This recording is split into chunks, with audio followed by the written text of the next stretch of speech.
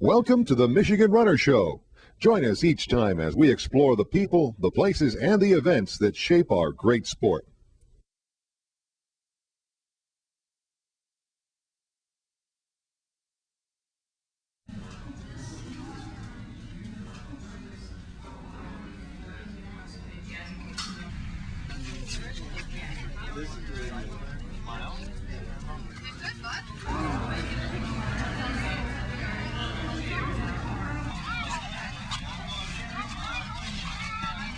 We're here at the Billy Mills Fun Run in Sault Ste. Marie, Michigan, with Billy Mills himself and also the chairman of the local Chippewa tribe, Bernard Bouchard.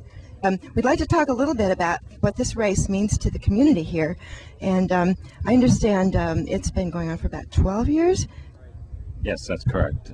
What we've tended to try to do is incorporate more things into the powwow. We've been doing that since 1970.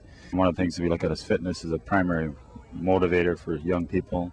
They got to go through an extensive amount of training, and we bring Billy in because he's a tremendous motivator for the whole community, and it's been very good for us. We believe in health, prevention of health, and running is a part of it. And can you tell us a little bit about your involvement in the Billy Mills Fun Run? Gosh, I was here obviously for the first one. I've missed one or two over the years, but my whole concept or philosophy at the running has been that sport to teach life values is sacred, and anything that teaches life values is sacred. If you can just learn from nature and go out into the forest, as you can learn from nature, it's sacred. Our grandfather or our grandparent that speaks of life values speaks of sacredness. So we try to just incorporate into running a form of life values on a more quality lifestyle, etc. And then my birthday is June 30th, so it's always an extension of my birthday to come back and then visit some friends, etc. Gosh, I think I was 52 years old when we started this. I'm 64 years old now, and it's just become part of my life. 64. Now, 64 was the year you won the Olympic gold medal in a 10,000 meter race and surprised everybody.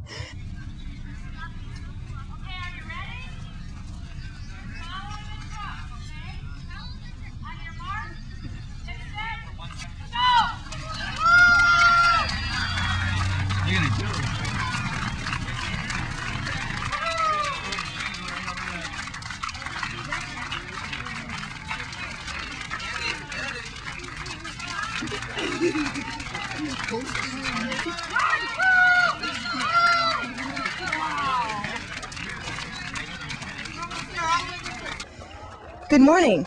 This is Jennie McCafferty here at the Billy Mills Fun Run in Sault Ste. Marie, Michigan, and we're here with the winners of the 1 mile race.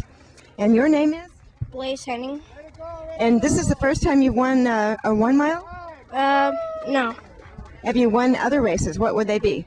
The Junior Olympics States. And the winner of the girls' race is here, and her name is? Megan Kleba. And Megan, you've run some races before. Is this the first time you've won a 1 mile? No, I don't think so. You've won other races too. You like to run a lot, don't you, Megan? Yes.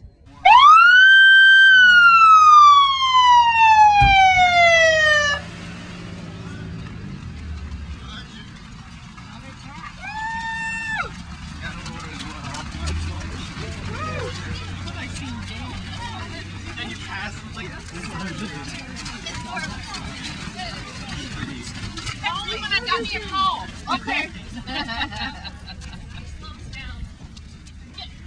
Move those legs.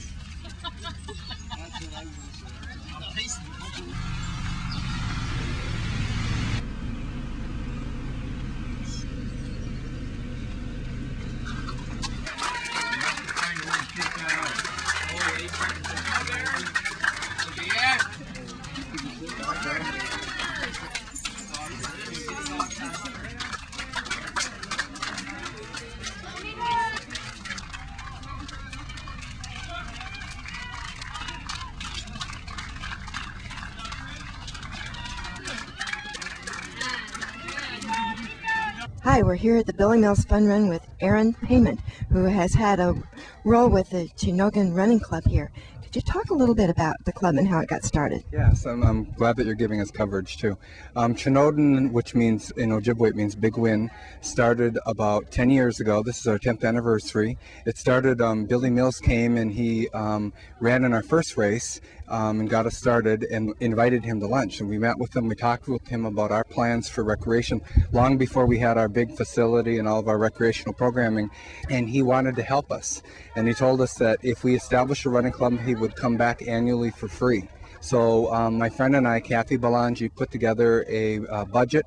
Naive young people put together a budget, went in front of the tribal council, and in our first year they funded us at $15,000. You have any special yell or anything like that, or liven this shot up? This is Aaron Linsner, the winner of the 10K race today, and also he's the coach of the Chinogan Running Club. Aaron, tell us a little bit about your race and what your strategy was to win. I just went out there to run, actually. I haven't did any speed or anything like that.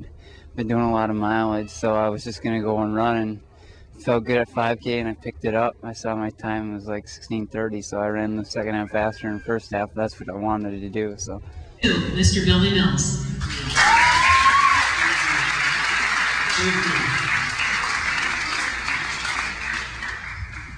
Many of you may have watched the Olympic Games on television in Salt Lake City.